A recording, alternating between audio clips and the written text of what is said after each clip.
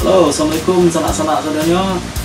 Pada tahunan lalu ada kawan-kawan yang ingin bertanya bagaimana caranya proses syuting video klip.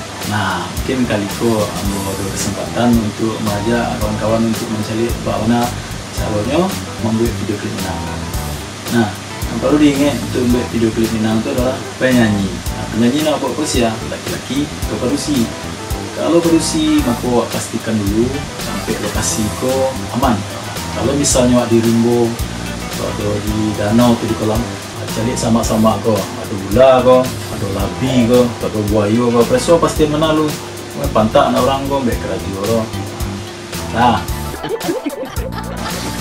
itu nombor mau. Yang kedua, kalau ditampak ko, yang tampak kini ko, tampak dan luar ketahui di rimbo-rimbo, ada buah-buah. Kok butuh alat pendeteksi atau hantu itu indah.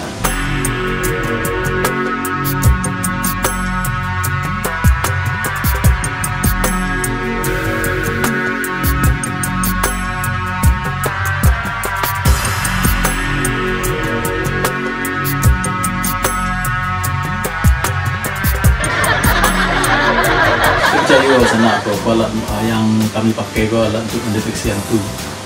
Kita ke kiri ke kanan, tak percaya rekan. Kamu nak percaya, kau nak alat untuk deteksi hantu, kau alat untuk menstabilkan video namanya gimbal. Nak ambil gimbal ya. Tapi itu nak doa kerja lah biasanya. Kalau itu cuma gara-gara saja. Untuk menstabilkan kamera, kamu jarang pakai gimbal tadi. Cuma lebih banyak pakai tangan untuk gimbal itu paling untuk acara wedding atau momen tertentu bisa kamu pakai.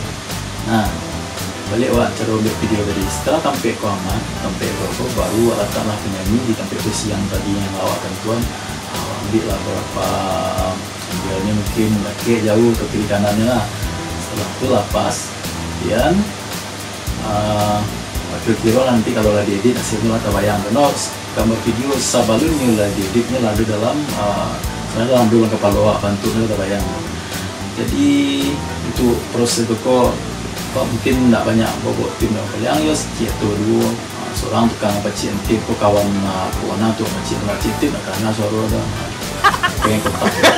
Itu betul suaranya betul dulu.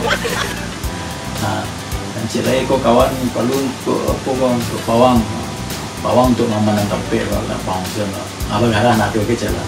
Jadi intinya kalau ambo kalau pang tu lebih banyak mungkin tak ada seriusnya. Artinya kalau serius pun tak akan siap kerja.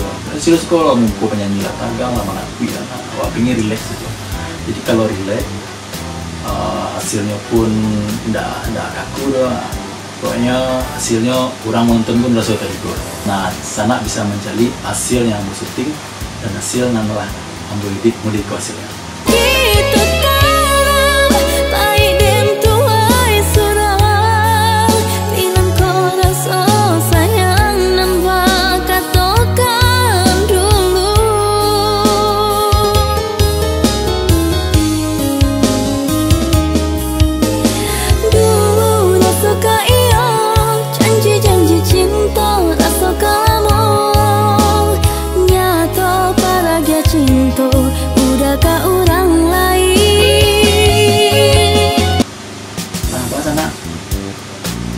Hasilnya sederhana saja, tidak bisa untuk nanti buang mama pakai lampu kadang-kadang berkendara. Cuma kalau di Minang properti ada cukup banyak, cukup rancak alam rancak, lokasi mudah dijangkau, dan untuk membuat ide-ide dan berbonjo alam ya menurutmu sih tidak payah.